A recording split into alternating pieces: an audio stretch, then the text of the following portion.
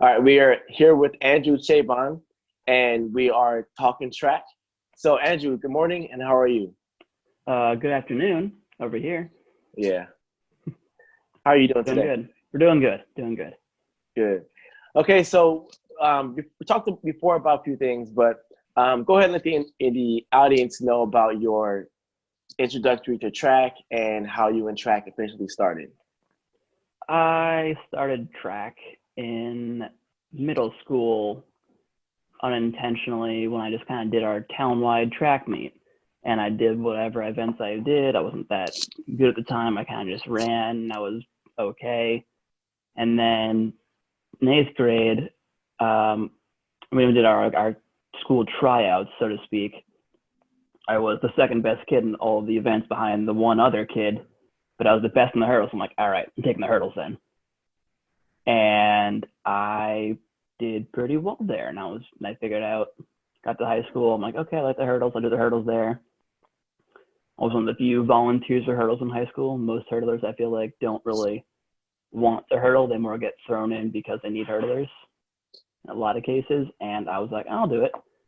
And eventually I figured out how to hurdle when I was in high school. And that kind of catapulted me into wanting to know more about the sport and kind of learn how to hurdle, what I wanted to do. And I've just learned a lot about the sport. And what was your overall improvement in the events? Like, what was your progression? How'd they go? My opening race in the hurdles as a freshman was a 992 over 55 meters. Senior year, I ran a 764. Nice. Nice. And long jump, I finished with a flat pit jump of 21.11 and a half. Deep pit, you could argue, is 22.1, but deep pit, we all know how that goes. Yeah.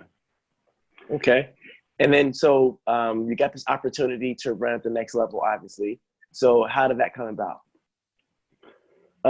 Middle of my junior year, I started reaching out to coaches. So I was like, oh, season's starting. I might as well start reaching out. Now that football is done, I can stop worrying about that. And reached out first a couple of local schools, a couple of D2s, a couple of the local ones that I knew the coaches of from clinics and whatnot. And eventually I'm like, oh, end of my junior year indoor, I ran a 7.8 in the hurdles at the pentathlon. I eventually reached out to Marquette, but I hurdled there, I sprinted there. I was going to jump, but ankle injuries derailed that. But I was fourth in the Big East as a freshman in the 60-meter hurdles. I was seventh in the 60-meter dash. And then outdoors, I was eighth in the open 100 despite a hamstring injury. Mm. So the ankle and the hamstring happened your freshman year? Yes. So what happened during that? What was maybe the contributing factors, you think? At the time, I hadn't really gotten hurt, or my ankle. I had previous ankle injuries in high school. I had two high sprains in my left foot in junior and senior year, but I hadn't had any low sprains before, so I'd never really bothered to strengthen the tendons that much. So when I landed in the sand pit, in one of the few holes that wasn't raked in one random day in September, I wasn't ready to land, and my foot rolled under me, and I tried to walk it off, and it was not walking. So that was the first sprain. Came back about 6 weeks later, was cleared for 100% for about 8 days. And then the Tuesday before Thanksgiving, 5 hours prior to my flight home back to Boston, I was doing a run through inside, hit the mat, the wall to stop myself inside, and my foot rolled under me and sprained the same foot again. Wow. It wasn't strong enough, and it gave out. And the moment it happened, I'm just like, there it goes again. I know that feeling. When you had that second ankle roll, how long were you out, and how did you bounce back from that mentally? That was end of November, and I was back in time to compete in the opening meet of the season in mid-late January. And that's when I was able to run fully again. I have access to the Reggie Lewis Center in Boston. I learned my lesson from the first one and kind of made sure I did all my my strength exercises. I did my rehab. I kept on top of it. And from that, I was able to come back the next time, stop the long jumping. I learned my lesson. Like they were like, nope, no more jumping. I'm like, all right, fair enough. Second time, I can get why. But I came back. I stick strictly to sprinting and hurdling, and that kind of helped me to not have so much stress on the joint. So I wasn't really forcing it as too much work anymore. And so how did the rest of your college career go after you bounced back from that injury? So I wasn't really ready to race, so to speak. Like physically, I was ready. My body could do it, but I wasn't ready to go at the same level I had been before. I didn't have that same like level of readiness that I'd had previously. So I didn't do well the first few weeks. I took a lot of time to figure out what I was doing again, and I had to really refocus and regroup everything to get back to where I needed to be. And eventually I figured that out, and I was able to get a roster spot for the Big East Championships. I qualified. I raced in both the 60 hurdles and the 60-meter dash. I placed 4th in the hurdles, running 8:45, and I ran 7:05 in my second ever 60-meter race to finish 7th there, and that was good. And then outdoors, I stayed healthy. I ran 10:96 in the 100. I ran 15:03 in the hurdles and finished 8th in the 100-meter at conference, but I pulled my hamstring in that race, unfortunately. Come on! Let's go! 5 more! 3 more! Come on! Every rep counts. Train stronger, recover faster with Compex Muscle Stim. That's tough. You know, you finally get into a rhythm and then hamstring issues again, or the next injury happens. Then what from there? I just took my time. I didn't really do that much to rehab it, but I wasn't really doing that much that summer anyways, so it wasn't really that big of a loss, so to speak. So I really just kind of took it easy. I kind of chilled. I worked that summer. I didn't really do anything too hard training wise, and by the fall it felt fine. I recovered from it. I didn't have any more issues with that leg, and I was ready to go I started training again in October, but I did not go back to Marquette that year. I took a year off. And then did you compete during that year off? Yes, I did. I competed unattached. Thankfully in Boston, we are spoiled enough to have 3 separate banked tracks, 20-meter banked tracks within about 5 miles of each other. So within any given week, I could go to the Reggie Lewis Center in Roxbury, I could go to BU, I could go to Harvard, and there'd be a meet there more likely than not. So I was able to stay competing, never having to go too far. And then outdoors, I did a couple meets, but I also pulled my other hamstring end of indoor. Oh, wow.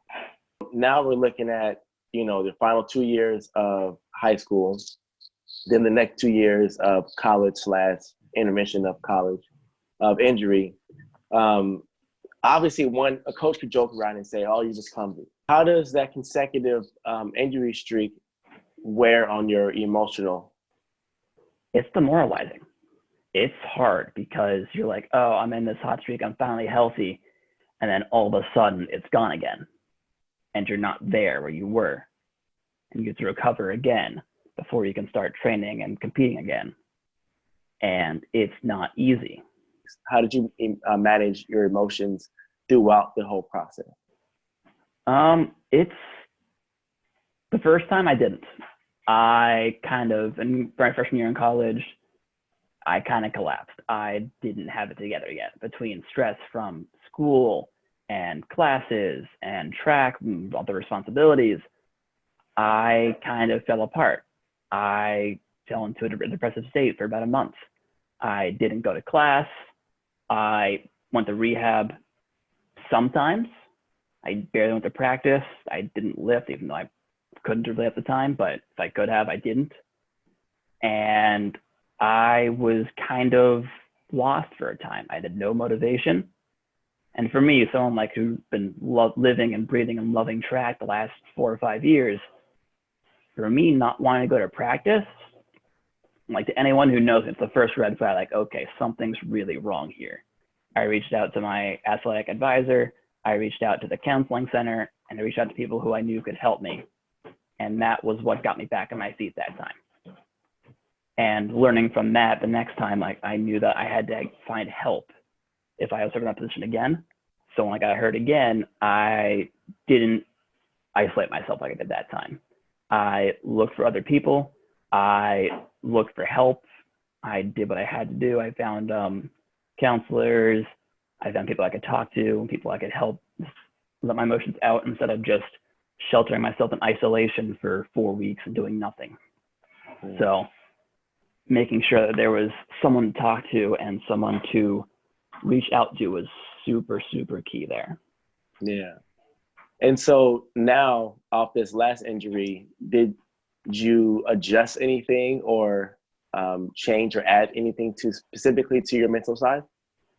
After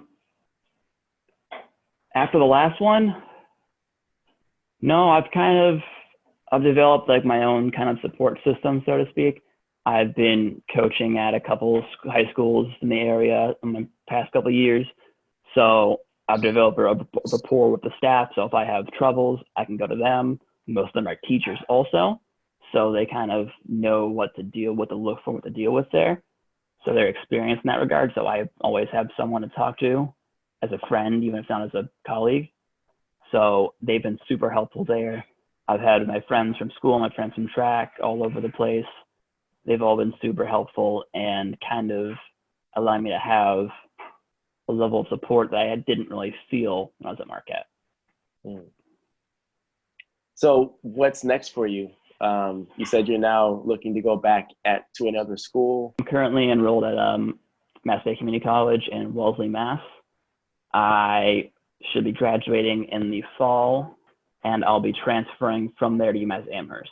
They don't have a varsity track team, only a club team, but I've been still going. I've been training, making sure that I'm ready to go for whatever I'm needed for where I want to go next.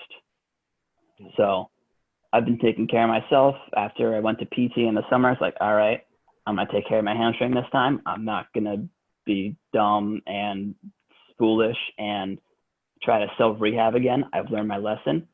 So I got rehab. I've learned a lot about strength and muscles in that regard. I've done more work in that regard. I've kind of just developed my knowledge base and still developing it now. That's good. It's almost like you're now an expert in the bounce back, right? So yeah. What would you tell anyone who's dealing with an injury right now or who may end with an injury? How do they navigate those things? Don't wait. Do not be stubborn.